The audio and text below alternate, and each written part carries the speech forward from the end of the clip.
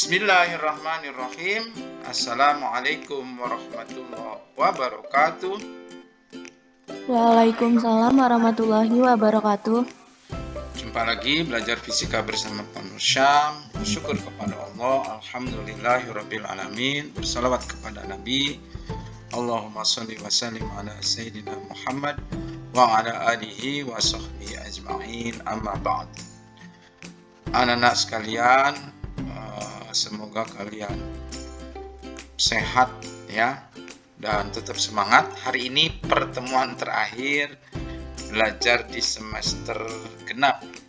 Kalian presentasi kelompok KD 4.11 ya, menyaji ide gagasan terkait dengan keterbatasan dan energi dan upaya mengatasinya gitu ya. Kelompok presentasi seperti biasa pengaturannya, semua mempunyai kesempatan untuk berbicara, baik berbicara sebagai penyaji maupun berbicara sebagai penanya ya. Bertanyalah yang bagus ya, supaya yang nilainya bagus dan supaya juga yang menjawab dapat nilai yang bagus juga. Iya, bahasanya bagus. Jadi kalau pertanyaannya kurang bagus, pertanyaan tingkat dasar misalnya apa, siapa, di mana, kapan, itu pertanyaan sangat mendasar. Nanti jawabannya singkat gitu. Siapa? Kalau siapa nama doang, kapan waktu doang, berapa jumlah doang. Tapi kalau misalnya yang ditanya pertanyaan-pertanyaan yang tingkatnya lebih bagus lagi, misalnya bagaimana, maka kalau bagaimana menjawabnya itu biasanya pengetahuan prosedural. Kalau prosedural pasti ada step by step, jadi jawabannya juga akan bagus. Jadi bertanya yang bagus, nilainya bagus, akan berkontribusi kepada yang menjawab supaya dapat nilai yang bagus juga. Dari 5 orang anggota kelompok yang presentasi, 1 orang bertugas menyaji. Di antara kalian yang berlima itu harus sudah siap semuanya, pokoknya siap presentasi. Tidak bisa memilih saya apa yang presentasi, enggak. Jadi Bapak yang menentukan untuk apa, supaya ini untuk melatih kamu siap sedia dengan apa yang sudah kamu buat. Masing-masing anggota kelompok yang tidak menyaji berbagi siapa yang akan menjadi sasaran untuk bisa dijawab pertanyaan. Waktunya kalian hanya 15 menit satu kelompok. Kemungkinan ada kelompok yang tidak bisa mendapat giliran untuk nanti kan harus direkam ya. Direkam dengan pertanyaan-pertanyaan, direkam menggunakan video ya, video presentasi. Ada pertanyaan? Nanti ini ngejelasinnya 1 slide aja gitu, Pak.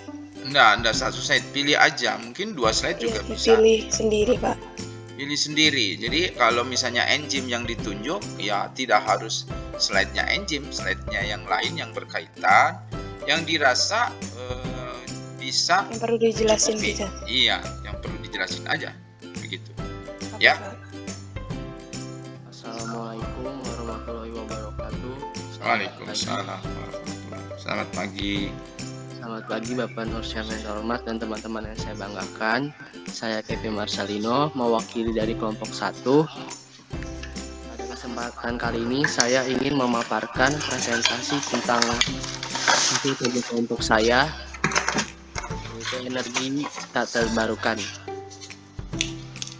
Jadi sebelum saya memulai pemaparan materi ini, izinkan saya untuk memperkenalkan anggota kelompok saya. Saya Devika Nur Saleha. Saya Rania Putri Yasin. Saya Muhammad Aldi Cahyo. Aldi, oke. Saya Zakia Teresa. Silakan Rania. Saya akan menjelaskan tentang fosil. Apa itu fosil? Fosil yaitu sisa tanaman dan hewan purba. Kenapa terbatas? Karena fosil berasal dari endapan dan penguraian makhluk hidup yang membutuhkan jutaan tahun lamanya. Oleh karena itu, fosil adalah sumber energi yang tak terbarukan. Alasannya, sumber energi listrik di Indonesia saat ini 85% berasal dari fosil, dan 80% energi yang ada di dunia berasal dari bahan bakar fosil yang setiap penambangan dan penggunaannya berkontribusi terhadap perubahan iklim. Upayanya, kita tidak bisa terus-menerus mengembangkan energi fosil, maka untuk mengurangi ketergantungan terhadap energi fosil tersebut, kita perlu mengembangkan energi baru terbarukan atau EBT untuk memenuhi kebutuhan energi nasional.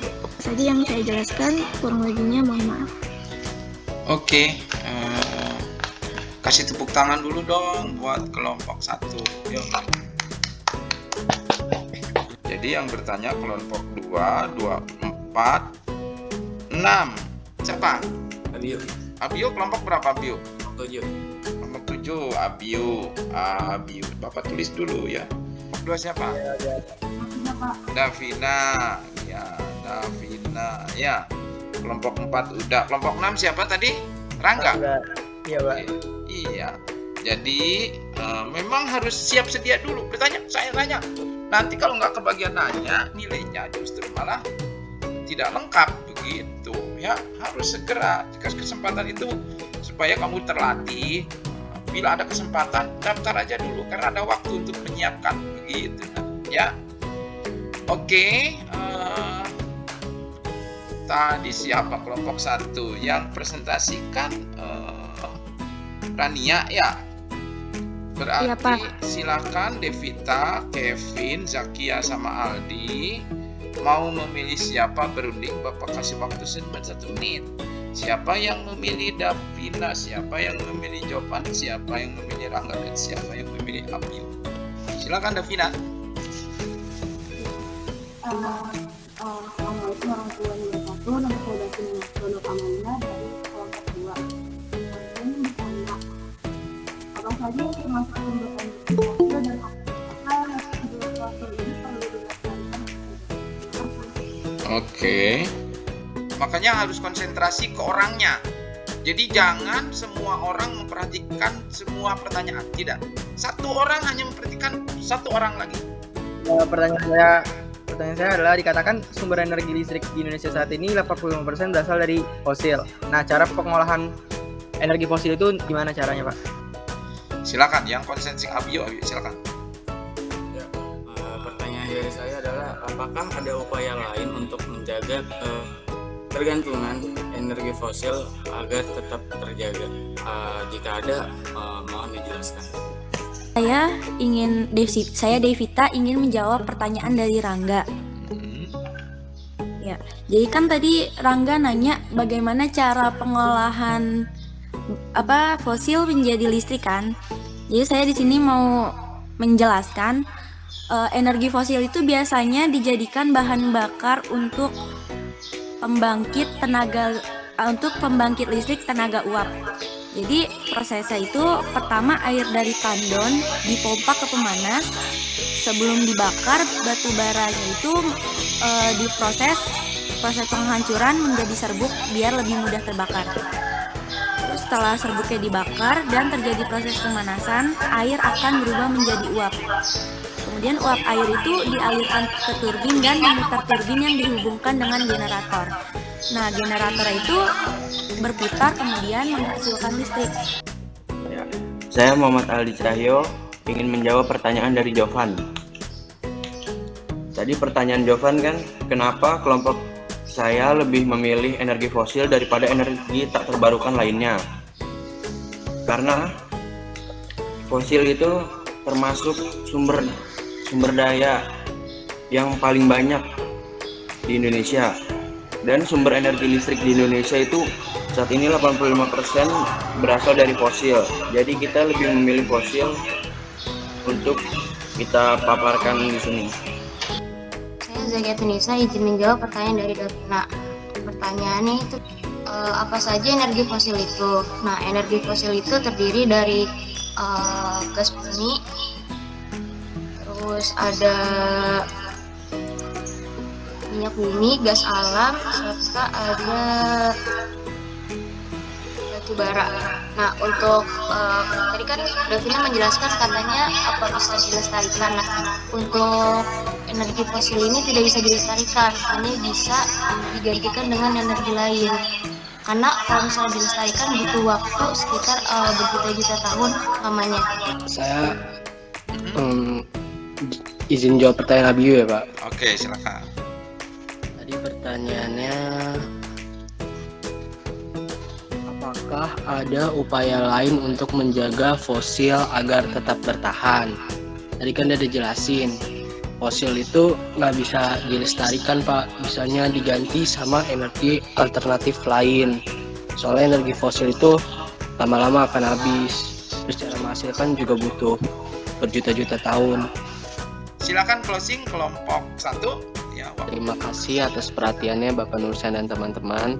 Kurang lebihnya mohon maaf. Wassalamualaikum warahmatullahi wabarakatuh. Terima kasih semuanya. Waalaikumsalam warahmatullahi wabarakatuh. Halo sahabat Dikbud, di masa kebiasaan baru seperti sekarang ini, ingat selalu pesan ibu. Keluar rumah kalau penting saja ya nak, ingat untuk selalu 3M. 3M itu mudah dilakukan dan bisa mencegah penyebaran virus corona. Menggunakan masker, mencuci tangan dengan sabun dan air mengalir, menjaga jarak. Sahabat Dikbud, kalau kamu sayang keluarga, jangan bawa virus ke rumah ya. Ingat pesan ibu, ingat 3M. Silakan kelompok 3. Assalamualaikum warahmatullahi wabarakatuh. Selamat pagi semuanya teman-teman. Perkenalkan kita dari kelompok 3. Di sini kita akan mempresentasikan tentang keterbatasan sumber energi minyak bumi. Perkenalkan, nama saya Fikri Albani. Saya Aulia Mawati. Saya Muhammad Nafi Askar Sulaiman. Silakan yang presentasi langsung Fikri Albani. Proses pembentukan minyak bumi ini memakan waktu jutaan tahun. Karena itulah minyak bumi termasuk dalam golongan sumber daya alam yang tidak dapat diperbarui. Berdasarkan hal tersebut, persediaan minyak bumi menjadi terbatas dan suatu saat akan habis. Beberapa ahli memperkirakan pada 2016 lalu minyak bumi akan habis jumlahnya dalam waktu 53 tahun lagi. Meski persediaan minyak bumi semakin menipis, sudah ada beberapa cara yang dilakukan untuk mencari alternatif minyak bumi. Ketika minyak bumi habis, manusia akan kesulitan untuk melakukan aktivitas sehari-hari, terlebih jika belum menemukan energi alternatif. Hanya kelompok 2, ya, kelompok 4, 5, dan 7. Assalamualaikum warahmatullahi wabarakatuh. Ya, salam warahmatullahi wabarakatuh. 4 ingin bertanya, kalian kan ngambilnya minyak bumi. Jika minyak bumi habis, alternatif apa saja yang bisa dilakukan manusia dalam menemukan energi pengganti dari minyak bumi? Assalamualaikum warahmatullahi wabarakatuh. Sebelumnya terima kasih kepada moderator telah memberikan kesempatan kepada saya untuk mengajukan pertanyaan kepada kelompok 3. Nah, pertanyaannya adalah minyak bumi itu definisinya kan sama ya dengan bahan bakar fosil yang tadi. Nah, pertanyaannya apakah ada hubungannya minyak bumi dengan bahan bakar fosil atau memang minyak bumi berasal dari fosil? Sekian pertanyaan dari saya. Terima kasih. Oke. Saya Lina Salma dari kelompok 2 ingin bertanya, apa upaya yang bisa dilakukan untuk menghemat penggunaan minyak bumi?